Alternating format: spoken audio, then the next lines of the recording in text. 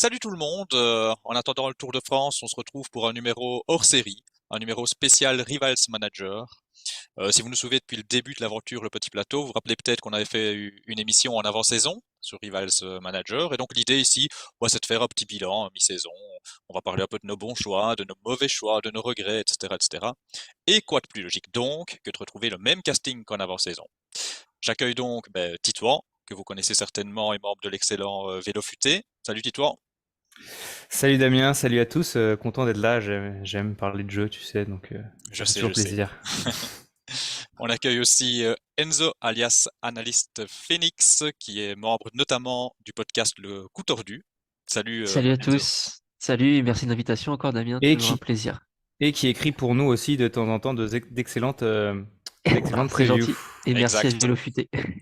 Et figure-toi, j'allais venir sur le preview et un peu sur votre collaboration, même si elle n'était pas, parce qu'en fait, je me suis rendu compte en préparant l'émission, parce que oui, je prépare un petit peu l'émission, euh, Quand même. un tout petit peu, qu'avec vous deux, on a finalement un peu la panoplie complète de l'analyse, parce que, Titouan, si je ne me trompe pas, c'est toi le spécialiste vélo futé au niveau des analyses, je vais dire, de data sur le long terme. Par exemple, je pense à la meilleure préparation pour réussir sur le Giro ou sur le Tour de France, etc.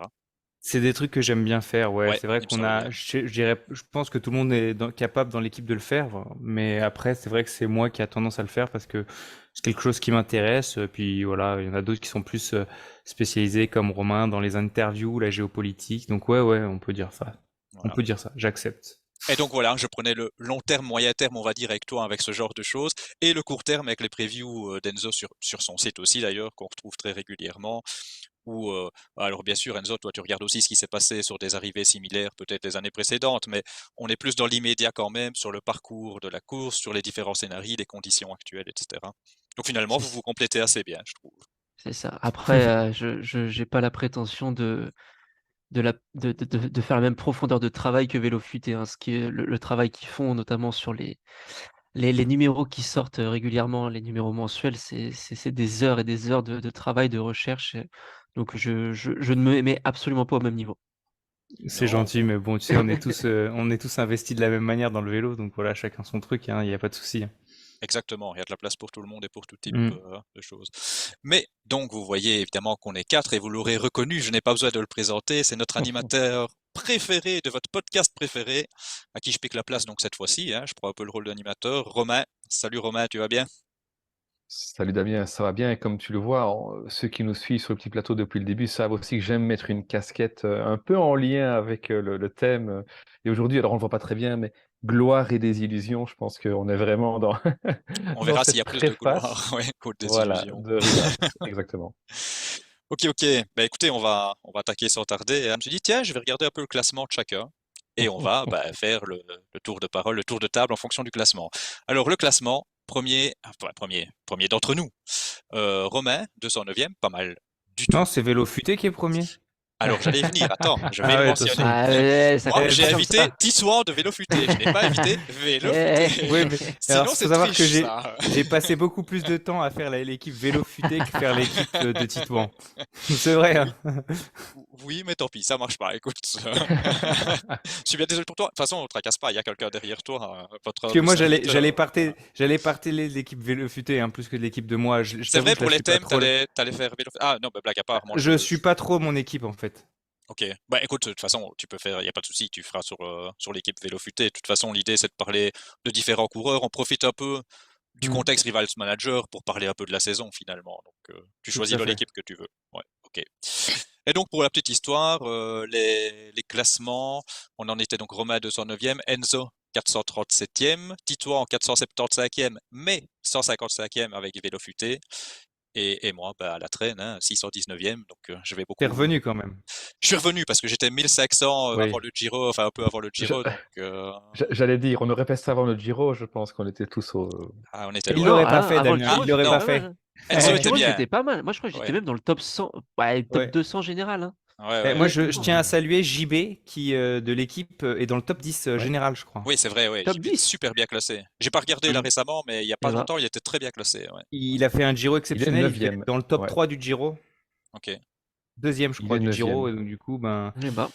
Il avait Remco en plus, donc il aurait eu Remco sans abandon, il Ah ouais. était pas mal. S'il appréciait Roglic, il aurait peut-être même été premier. Ouais. Mais il a plus ou moins des. Alors, je peux pas dire qu'il a de sale goût parce qu'il aime Valverde. Mais... Bref, on change de sujet. On change de sujet. Centrons-nous, sinon Salut on JB. tiendra pas une demi-heure. C'est ça, voilà. Allez, donc on est parti, effectivement, centrons-nous. Donc Romain, c'est toi qui vas avoir l'honneur de commencer et on va commencer avec une partie des bonnes décisions qu'on a prises, c'est-à-dire, on va commencer par la bonne pioche. Alors la bonne pioche, vous l'entendez comme vous voulez, vous partez sur la rentabilité, vous partez sur un feeling, vous partez... Moi, mon idée plutôt, c'était celui dont je suis le plus fier, enfin, je suis le plus fier d'avoir recruté ce coureur-là. Peut-être parce qu'il n'était pas attendu ou quoi ou qu'est-ce, mais je vous laisse assez libre. Je vous Ouais. écoute, Romain, tu as donc la primeur. Bah écoute, moi j'ai choisi l'américain de chez Movistar, Matteo Jorgensen, parce que c'est quelqu'un qui avait déjà montré de belles choses, qui avait une petite cote, il était à 4,5, cote largement rentabilisée. Alors très sincèrement, ce début de saison, parce qu'on en est qu'à la moitié et il va encore scorer, c'est au-delà des attentes, hein. Très franchement, je ne le voyais pas si haut. Je pensais qu'il pouvait faire quelques top 10 sur des courses d'une semaine, mais plutôt autour de la 9-10e place. Or là, voilà, il a quand même été chercher des très, très belles, des très, très beaux scores depuis le début de cette saison. Donc, il fait 2e en Romandie, il fait 8e à Paris-Nice, il gagne le Tour de Mans. Et on l'a vu aussi sur des Flandriennes, à ce qu'on ne pouvait pas vraiment s'attendre le concernant. Et moi, je pense que c'est quelqu'un sur qui il faudrait aussi compter. Alors de nouveau, pas pour une victoire, finale bien évidemment, mais il va certainement venir sur le Tour de France. Voilà quelqu'un, d'après ce qu'il a montré, qui pourrait aller chercher encore un top 10, ce qui pourrait encore augmenter sa cote. Et donc il serait là, avec une cote plus que doublement rentabilisée. Donc voilà, Probablement autour des 10 l'année prochaine. c'est ça. Voilà, je pense que c'est quelqu'un qu'on va retrouver effectivement à 8, 9, 10, au minimum. Mais j'ai dit, j'ai un tout petit peu préparé l'émission. Bon, j'ai pas eu le temps de faire ça pour beaucoup de rubriques, mais pour cette rubrique-là, je m'étais amusé à regarder vos équipes et à me dire, tiens, qui est-ce qu'ils vont choisir? Chez toi, ça me semblait évident. Autant il peut y avoir des doutes dans d'autres équipes, autant toi, ça me semblait évident que c'était Jorgensen. Ouais, super pioche. Ça pouvait plus ou moins être attendu, mais moi, j'y étais pas, par exemple. Donc, ouais. Ok. Enzo, ta bonne pioche? Ouais, moi j'ai un peu hésité et finalement je Oh, vais dire Giulio. Ghana. Non, je vais dire mais non, je l'ai pas pris. Il a pas pris. Je l'ai pas Ah, pris. tu l'as pas pris? Ce Ah sera non, dans le c'est regret, ce sera dans le regret. voilà, c'est plutôt comme ça. C'est Non, moi juste. je vais dire Ghana. Ah, Ghana, Oui, très bonne c'est ce pioche. que j'avais il y dit en a pour toi, Ghana, ouais. il y en avait assez peu au final au début de saison qui y croyaient, par rapport à sa Mmh. saison sur route assez moyenne l'année dernière. Pas mauvaise, mais assez moyenne par rapport à ce qu'on pouvait en attendre. Et moi personnellement, j'étais persuadé que, il était dans une année de transition où il voulait passer d'un pur rouleur à un coureur un peu plus rouleur, mais aussi sur les classiques et surtout barré psychologiquement et physiquement par sa préparation pour le record de l'heure. Ça passait, j'étais persuadé qu'on allait retrouver un grand Ghana et ce début de saison, alors malheureusement le Giro s'est arrêté assez vite pour lui, même si je pense qu'après le deuxième contre-la-montre, on n'aurait pas eu trop de Ghana. Ce début de saison m'a donné raison sur le choix de prendre Pipo. 2e de Milan-San Remo, 6e de Paris-Roubaix, 2e du général de la San Luis, non? de San Non, pas ça. Non, San Juan, Algarve. San Juan Algarve et et San Algarve. Algarve Ouais, et ouais. San Juan et à chaque fois vraiment à pas très, très loin, enfin, ça s'est joué à pas grand-chose. Donc non, un super début de saison de Ghana et ses chronos de la saison, ça a été assez en dents de scie au final. Heu, Son chrono sur Tirreno, je l'ai trouvé incroyable. Les gens ont eu tendance un peu à minimiser sa performance, parce que le seul vrai adversaire ce jour-là, c'était Van Aert qui l'a fait clairement en tongs, hein, on va pas se mentir. Il a même pas essayé. Mais la performance de Ghana était vraiment monumentale, hein. Les watts qu'il a envoyés sur le chrono d'ouverture de Tirreno, c'était du Ghana 2019, du Ghana 2020, littéralement. Sur le Tour de France, sa 2e place sur le chrono d'ouverture a été éclipsée par la performance de Remco. Mais c'était pas un mauvais chrono qui sort, hein. Faut pas oublier quand même que c'était un chrono très vallonné, qui était pas forcément, idéal pour lui. Il finit à une vingtaine de secondes d'Evenepoel, je crois 22 ou 23 secondes, ce qui est très loin d'être ridicule et derrière, à part Almeida, tout le monde finit à au moins 40 secondes. Donc c'était non, je suis vraiment plutôt content de ce qu'a montré Ghana, Mais Tu sais combien de fois il a été pris, toi, Ghana, dans le jeu ou pas? aucune idée, j'ai pas regardé. On a moyen de voir? Ouais, Ouais. tu peux regarder. J'ai pas regardé non plus. 37, il est 37e des coureurs les plus pris. Il a été pris 429 fois. Ouais. C'est pas énorme, je trouve, pour le coureur que c'est. C'est quand même pas mal, hein. Ah Pour ouais? Tu vois, 37e, ouais. Jorgensen 39. 39e, donc il a été pris Après, 420. ouais, ok. Alors que Je sais pas, Jorgensen là, me je t'avoue. semblait plus évident que Ghana, moi, personnellement. Ah ouais? Ouais. Ah non. Moi, c'était le même délire, c'est-à-dire que c'était des coureurs qui, dans ma tête, pouvaient réussir, mais je trouvais qu'il y avait un risque et du coup, j'y suis pas allé, quoi. Mais moi, Pour moi, Jorgensen, Ghana, je il avait. trouvais.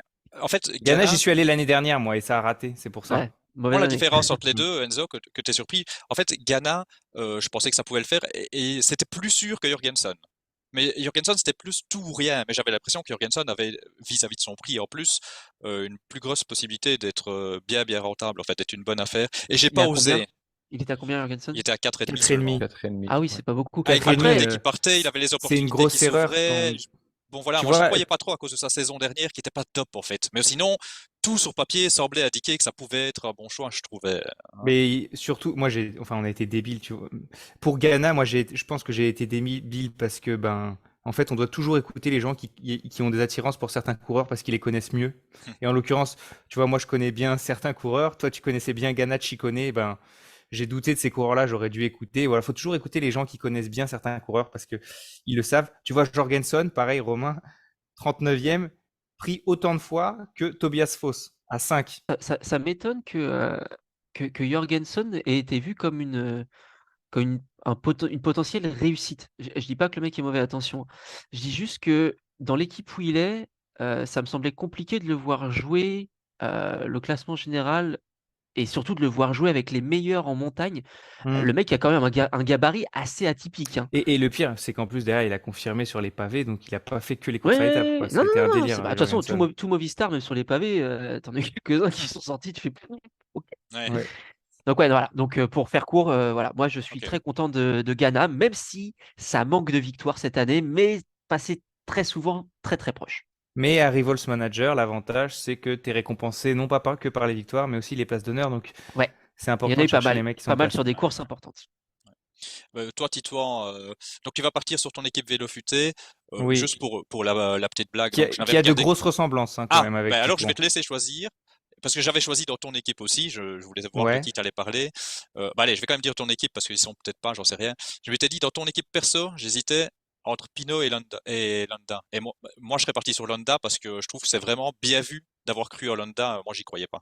Mais voilà. Eh Mais ben, parle c'est de. mon choix aussi Ah, dans ben Vélo voilà. Futé, Ok, parce que super. évidemment, ils sont sur Vélo Futé globalement sur les 30 coureurs. J'en ai 20 similaires, hein, entre Vélo Ah oui, ok, Futé et tout. C'est d'accord. très similaire. C'est juste des petits paris que j'ai changés, mais je voulais juste faire différentes Vélo Futé, c'est tout. Donc, c'est pour ça que je préfère prendre Vélo Futé parce que je me suis vraiment attardé sur Vélo Futé, Ok. beaucoup plus que sur mon compte perso. Et oui, je vais prendre Landa. Pourquoi Landa? Bah déjà, Landa, il est 126e des coureurs pris. Il a été pris 138 fois seulement sur 2000, donc c'est très peu. Cote à 9,5, j'étais très content parce que j'avais vu son calendrier, notamment ses courses d'une semaine qu'il allait enchaîner. Il a commencé par la Volta, le Tour d'Andalousie, le Tirreno, le Tour de Catalogne, le Tour du Pays Basque. Je me suis dit qu'en faisant des top 10 à chaque fois, il allait scorer naturellement et ben en fait, il a un peu surpassé mes attentes, notamment sa deuxième place sur le Pays Basque et sa troisième place sur la Flèche. Dommage pour Liège, je pense qu'il avait largement les moyens de faire un top 10. Et dommage aussi qu'il était malade après Liège, ce qui fait qu'il se fait un mauvais Dauphiné. Sinon, probablement qu'il aurait fait à nouveau un top 10 sur le Dauphiné. Je pense qu'il va faire un top 10 sur le Tour. Il a déjà rentabilisé sa cote Oui, à 450. largement Donc, le top 10 sur le tour, hein. bah, sauf s'il a un problème. Mais voilà, et après, il Oh, devrait aller au ouais. Lombardie, il devrait aller autre part. Bref, il va atteindre les 700 points, je pense, Landa, à la fin de l'année. Et 700 points, bah, si je fais le rapide calcul, hop, 700 C'est divisé quoi? par 40, C'est ça lui fois ferait une 40? cote à 17,5, à 17,5. Ah ouais. Donc il aurait un up assez énorme. Donc voilà, c'est vraiment une bonne pioche. Et je suis content parce que j'en étais sûr de Landa et il a jamais quitté mon équipe. Donc voilà, c'est une réussite. Après, Pinot, c'est aussi une réussite, mais bon, moindre parce que j'avais aussi envie que le cœur avait envie que ça fonctionne. Donc Landa, ouais, c'est vraiment une réussite. Ouais, ouais. Ah ouais, ouais, c'est vraiment bien vu. franchement, C'est vrai que, enfin, si je peux me permettre, juste bien sûr, Landa, jamais j'y serais allé en début de non saison. plus. Donc, quand on parle de Non. Pioche, alors c'est vrai qu'il avait une cote relativement élevée. On voit qu'il la méritait. On sait que Landa est un C'était coureur qui bas, est je trouvais, allé. 9,5, tu vois. Un Mais leader qui est en dessous de 10, qui a autant de garanties quand même en montagne et autres, fait que Landa, en plus, on sait que chaque année, il est dans le top 10 à chaque fois, sauf qu'il a il a des problèmes, tu vois. J'aurais pu prendre Van Marke, parce que Van Marke, c'est un de mes paris aussi. Et Van Marke, ben c'est pareil, il a tout le temps des problèmes, mais il suffisait qu'il passe à travers ouais, ses ouais, ouais. problèmes et il allait scorer. Et voilà, c'est un peu pareil pour Landa. Après, le truc avec Landa, c'est que j'ai l'impression que, à part les gros rendez-vous, il y a beaucoup de courses qu'il prend comme des courses de préparation, où cette année, il a quand même vachement performé aussi, tu vois, sur le classement Ouais. généraux. Ouais, je trouve, enfin, j'ai pas souvenir récent d'un Landa aussi fort et aussi régulier, à part sur le Dauphiné, mais bon, ça Non, c'est. mais c'est vrai. Mais en fait, pour la petite histoire, dès le début d'année, j'avais dans l'idée de faire un article pour dire Landa, est-ce la bonne année? Donc je me suis dit, de toute façon, quoi qu'il arrive, il faut que je le prenne pour que ce soit cohérent dans ce que je Hmm. veux faire. Donc l'article, on l'a sorti, je crois, au Mhm. mois de début mars, juste Ouais. avant que le Tirreno commence. Bon, il n'a pas gagné, mais au final, il est là. Et c'est vrai que je suis content. En effet, il a jamais été aussi régulier.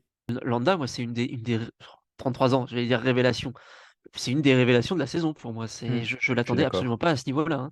Ouais, Mais c'est cool, honnêtement, franchement, moi j'aime. tout à fait C'est un pareil. coureur que j'aime bien. Bah, il est C'est un agréable, coureur agréable. Voilà, ça. J'ai un coureur agréable. même s'il a une charrette quand il attaque, il est sympathique parce que C'est très justement, Mais c'est un justement, mec ça le rend offensif, quoi. sympathique aussi. Tu sais qu'il a envie d'y aller, mais que tu Tu le vois, c'est peux comme pas. Stephen Kung, c'est une attaque, ça? Tu sais qu'il va essayer. Tu sais que les autres le regardent. Franchement, c'est quoi? Allez, essaye. Allez, vas-y. Essaye. On te laisse 10 secondes. C'est là, Mais tu vois, sur le Pays Basque, il attaque de super loin.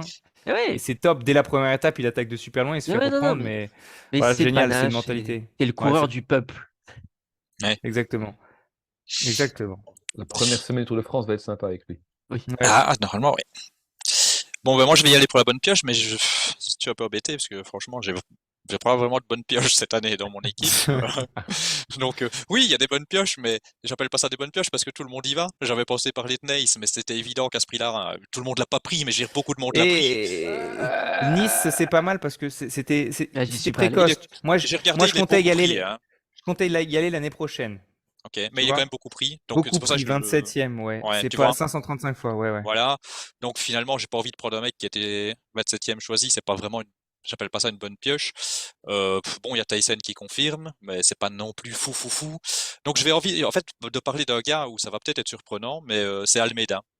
Et je vais justement sur Almeida parce qu'il a Ouais. été moins choisi et que je regarde en termes de rentabilité les mecs dans son registre, bah, c'est un des meilleurs quand même pour l'instant. Alors fatalement, vous allez me dire, il est par exemple 2 fois moins cher que Pogacar, donc fatalement pour l'instant il est plus rentable. Mais il devrait encore me mettre pas mal de points, je pense, d'ici la fin d'année.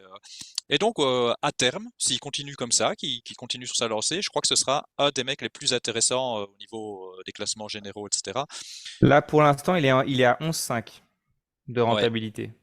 Tu ok. vois? Donc, il lui reste pas grand-chose. S'il fait un top 10 sur la Vuelta, Ce qu'il s'il fait un devrait top 10 sur faire, la hein. Vuelta, il Ce qu'il devrait rentabilise. Donc, faire, logiquement, il va il peut faire des rentabiliser. petites placettes par-ci, par-là. Je pense qu'il n'y a pas grand monde spécialement qui allait oser y aller parce que l'année passée, bah, on en a entendu beaucoup et finalement, il n'a pas confirmé tout le potentiel. Il n'a pas été mauvais, mais il n'a pas confirmé peut-être vraiment le potentiel. Il n'avait pas passé le palier peut-être qu'on attendait. En tout cas, moi, j'attendais mieux. Il avait Et été puis il y a intéressant, sa Pogacar, il y a cote, parce Ayuso. il a abandonné le Giro aussi. Oui, oui, c'est ça. Et donc voilà, au final, puisque j'ai pas tellement de bonnes pioches, bah, je me dis, bah, je suis quand même fier d'avoir osé aller sur Almeida, là où beaucoup se sont retirés en n'y croyant qu'à moitié, quoi. Moi, Almeida, j'y suis pas allé parce que quand j'ai vu son calendrier, il faisait très peu de courses. À Mhm. l'inverse de Landa. Et je me suis dit, voilà, il suffit qu'il se rate sur une course et c'est mort, quoi. On va rester dans des bonnes décisions, et c'est quelque chose, en fait, dont on parle pas souvent quand on parle de bonnes décisions, parce qu'on a toujours tendance à dire, ah, bah, j'ai pris celui-là.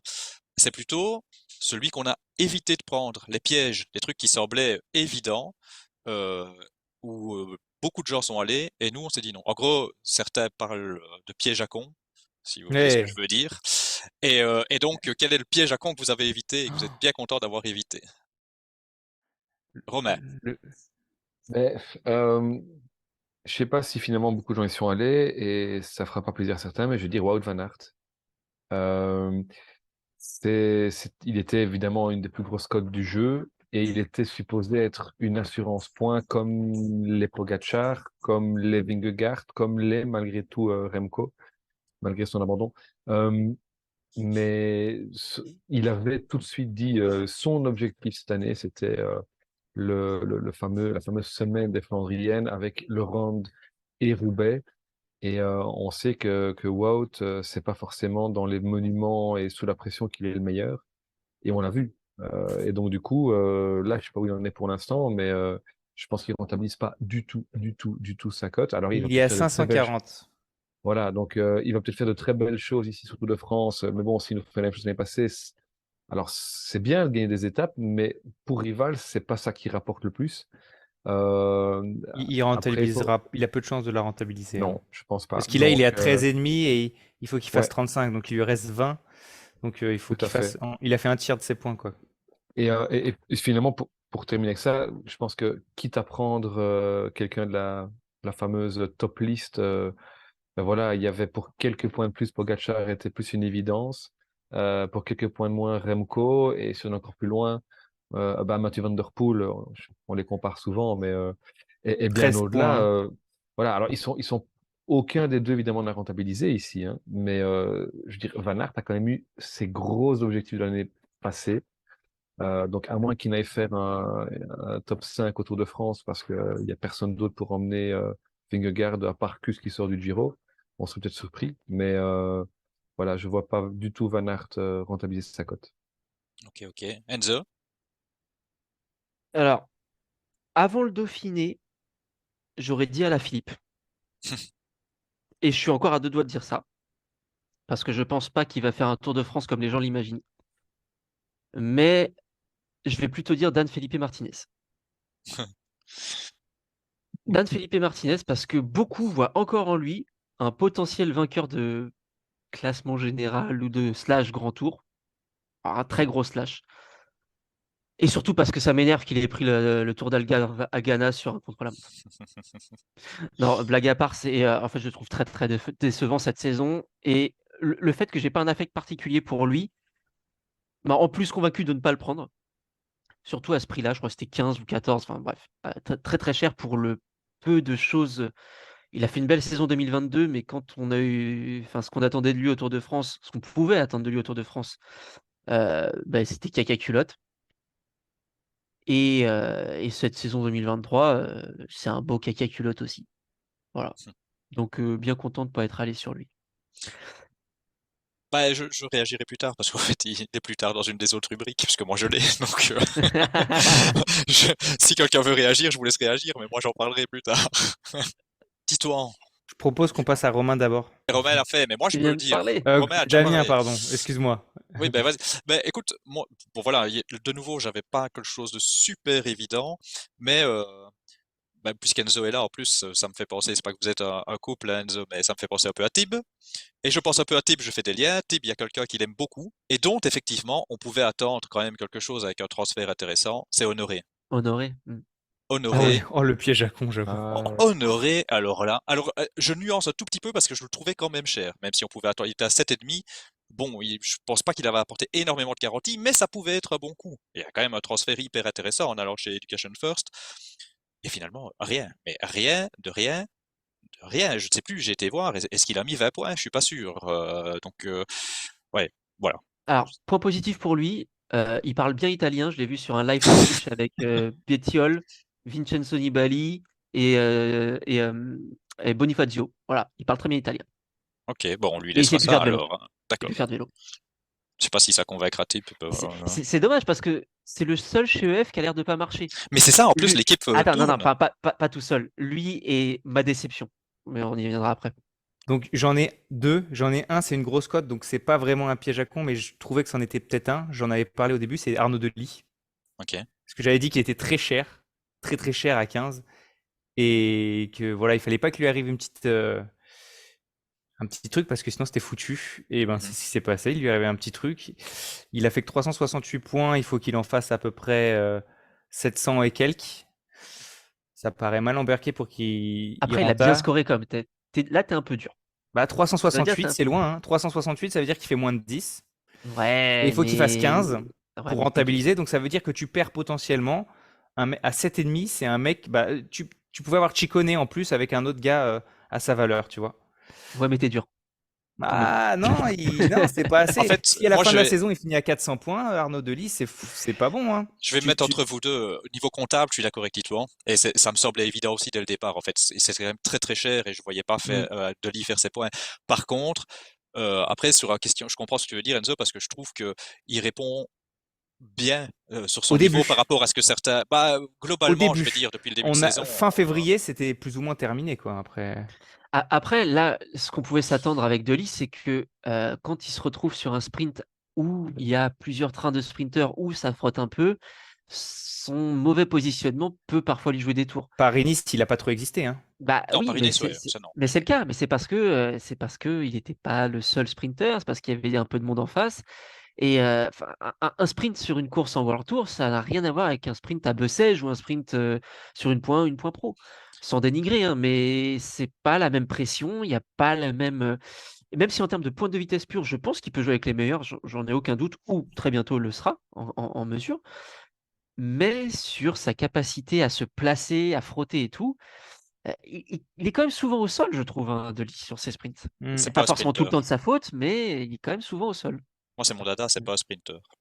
C'est un Bon, en tout classic cas, man qui c'était. va très vite. Mhm. Ouais, c'est possible. Un Tom Boonen. Voilà, Tom Boonen. c'est ça. Ouais. Ah, mais c'était pas mon choix. Mon choix, Ok. c'était Andrea Piccolo. Voilà. Alors, mais... Parce qu'Andrea Piccolo, à la fin de l'année, quand on a fait la première vidéo de début de saison, j'ai dit attention, il a pas couru l'année dernière, il est arrivé frais en fin de saison. Donc du coup, il a dû profiter sûrement de cette fraîcheur pour être meilleur qu'il ne l'est réellement. Et ouais, c'était carrément ça en fait. Il était carrément en sur-régime l'année dernière parce que là, c'est un beat total. T'es pas le seul, t'inquiète pas, à avoir plongé dans le piège Piccolo. Euh, je sais que le créateur du jeu, là, enfin, Charles Massot qui gère le jeu, a plongé dedans aussi avec Andrea Piccolo. Et je pense qu'il y en a plusieurs qui ont plongé dedans. Piccolo, il a été pris combien de Ouais, fois? j'allais te demander, vu que tu regardes à chaque fois le Puis direct. 43 fois. Il a été pris autant qu'Ethan et Henrik Mas, 393 fois, donc c'est quand même pas mal. Ouais, Donc, et il a marqué 14 points. ok. Autant que Après, Marco Brenner. après, chez les juniors, Piccolo avait quand même des bons résultats. Honnêtement, Euh, enfin, il est pas sorti de nulle part l'année dernière non plus. non, il est pas Mais sorti nulle par part, contre, mais mais il là fait où des je te grosses rejoins, places l'année dernière. c'est qu'effectivement, la fraîcheur de fin de saison a beaucoup plus aidé que ce que je pensais Hmm. dans ses résultats. Voilà, là, mais j'en parlerai plus tard. Eh bien, merci beaucoup, les amis. C'est ici qu'on va arrêter pour la première partie du bilan, donc avec les décisions positives finalement. Et on se retrouve très très rapidement pour évoquer nos mauvais choix. Et allez, à bientôt.